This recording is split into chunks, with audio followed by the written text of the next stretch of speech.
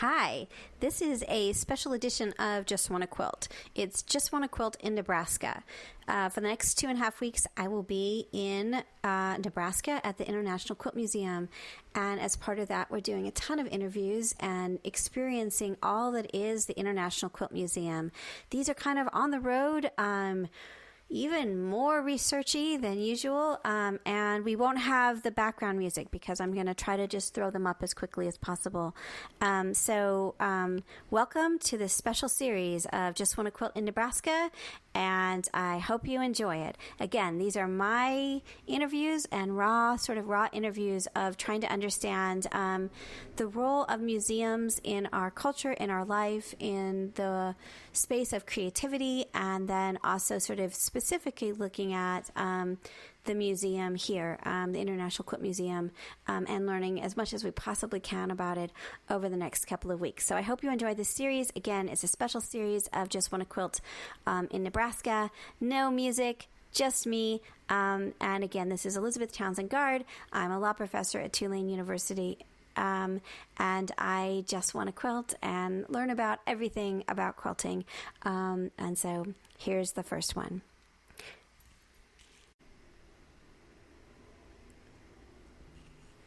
So our first interview is with Carolyn Ducey, and it's really where we have to begin our journey because she is beyond remarkable in every way. So she is the Artist B. James Curator of Collections for the International Quilt Museum at the University of Nebraska-Lincoln. She was also there from the very beginning of thinking about what the museum was and has been part of it from in every way, in an amazing way. She is just a wealth of information and thoughtfulness. She also has a PhD from University of Nebraska in textile, clothing, and design, with an emphasis in quilt studies, and her dissertation on chintz quilts is just, I know you all just need to go and read it. We'll have to see if we can figure out a way for you to get access to that anyway, it's fantastic and amazing and beautiful. She also is a co-author of The American Quilts in the Industrial Age, 1760 to 1870, which is like $100 on Amazon. Is totally worth it. It is huge. It's such a big book that you have to put it on a table to read it, but it's beautiful and amazing and really gives such the authority on sort of why our quilts look the way they do, and the history of that is just insanely great. So we sat down for quite a bit of time to talk about what is the museum, how did the International Quilt Museum occur, her thoughts about it, and it was amazing. The sound isn't terrible. Actually, it's probably better than it usually is, because we're working on a Zoom handy recorder. So again, in the field, out in the world, not at home, which is amazing. And here is our interview with Carolyn. All right, we're going to do, I can see the bars. It's good. Okay, cool. So we will do officially. So I'm Elizabeth Townsend-Gard, and it is sometime in June. No, first day of June, June 1st, 2023. Oh my goodness. And I am speaking with Carolyn Ducey, Artist B. James, Curator of Collections at the International Quilt Museum. And we are sitting in the conference room at the International Quilt Museum in Lincoln, Nebraska. Surrounded by quilts, like always. Gorgeous. It's so. This is like a dream place. The idea that you can be in this space. So we're very excited. This is the first conversation on our new sub-project, which is Just Wanna Museum. And Carolyn and I are going to just have a quick chat about all of this and try to understand. We're going to start with a very basic question, which is, what is a museum? Like, let's just start there with what do you think a museum is, and how do we understand what is a museum? Well, I think our museum, and being specifically focused on quilts and quilt-related items, I think it's a repository of stories, really. I think that what we preserve is, we strive for an encyclopedic collection. And this was something that was very early on a goal of Robert and Artist James, who are our original benefactors, who started started this whole collection off with about 1,000 quilts in 1997. And they really felt like representing a little bit of everything. And Bob would always say that, you have to have everything. So really trying to represent what is happening in the past in quilting, and then of course all the way up to what's happening today in quilting, which is pretty overwhelming, but a good goal for us. And I think a museum is a place where people can look back at our history, and I think it's really important to understand your history and where you've come from. And the thing that I've always found so intriguing about quilts is that you can look at them in so many ways. So you can look at them purely for their aesthetic value. You can look at them as a cultural item. What were women interested in? What were they doing? I've always found it really intriguing that even as in our earliest quilts, which date back to the early 1600s, people were following fashion. They were following trends, and so people were aware of what maybe their neighbor had or someone else had, and what was a desirable way of showing that you were a person of taste and culture, and in the early days, of course, wealth. So I think quilts can tell you that. Quilts can tell you a lot about the industry of quilt making, and really textiles, and the desire to have textiles more cheaply and more accessibly really has driven the world in many ways. So it's a huge part of, for example, the Industrial Revolution. That was what I was thinking when you said that. It was like, it feels like fabric quilting, it grows up with it and kind of almost marks it in a way that we don't have with, I don't know. Like I think about, so my husband does a lot on this sort of, that's like his field. And so I think about like when magazines or newspapers, they don't tell the story as well as sort of you can see that the change in industrialization and fabric, and it's such an interesting way to think about sort of how the 19th into the 20th century. Do you think so? Oh, I think so. I think even earlier. I think that alongside all of the developments that we see in quilts, in fabric, in patterns, all of these things, there's always a very practical reason why that is happening.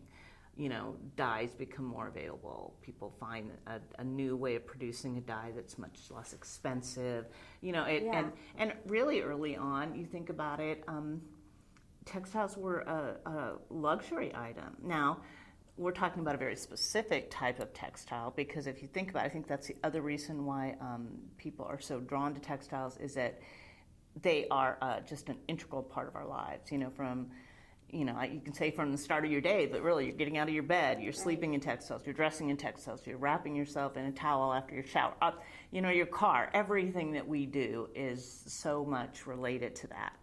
And so it kind of overflows into everybody's life that way.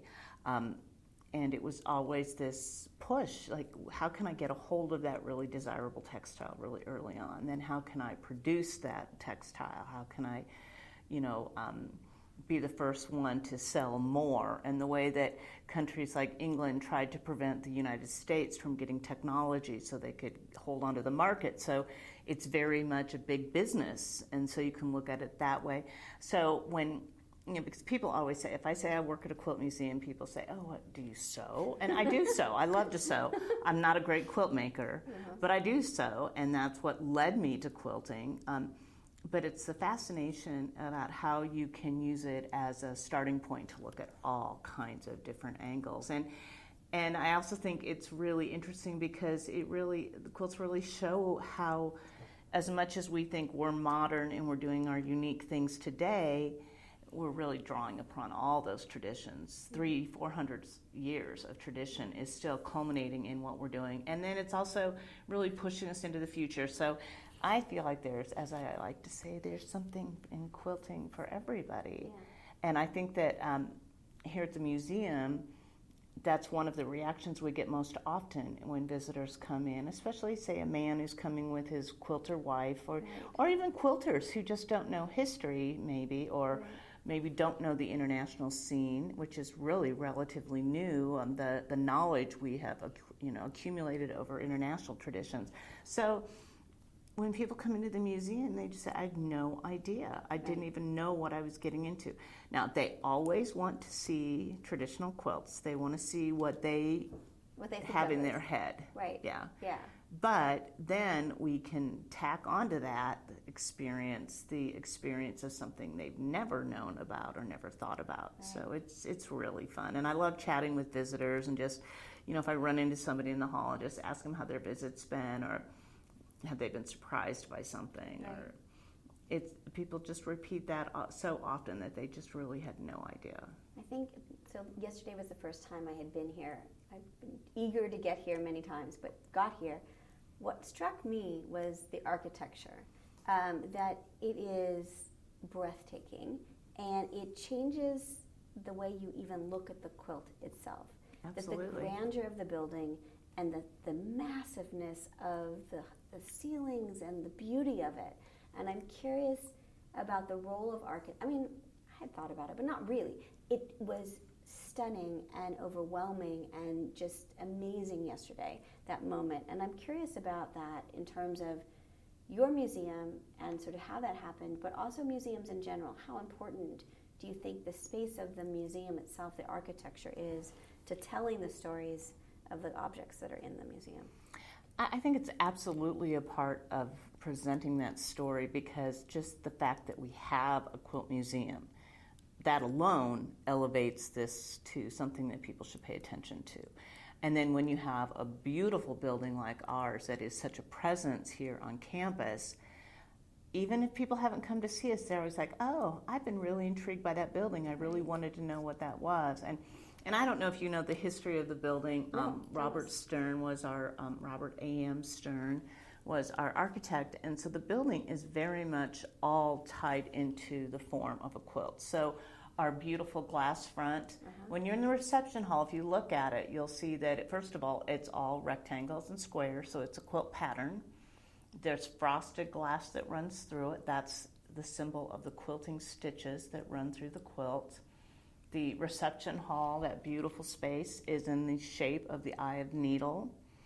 And then all of our flooring, our brickwork, everything has that relationship to a quilt. Even the garden out front is done in a quilt pattern. So when you look out over the garden, you see that. And that was something that Stern brought into his design that no other designers had done. And we had a contest. So we had three architects who were vying for this job. And each came and presented their designs. And I thought that Stern just was so thoughtful in the way he embraced what the quilt pattern is. So there's all that kind of fun thing happening. But I just think that anytime, I mean, it's really about appearance and how you present yourself. And I think that's true with anybody. If you present yourself well, you present your home well, you take care of things, you show that you are, putting care into the preservation of things, then people think, oh, there's an importance here. There's a reason why this is all happening. It changes the way you look at the quilt. That's what sort of struck me yesterday. The other thing that sort of was amazing about yesterday was because the building is beautiful. It was when I was in with the quilts, and the ceilings are so high, and that the quilts themselves are not eclipsed by this huge, beautiful space. That they are there. They're enhanced by it. Yeah, they're enhanced by it. And it was.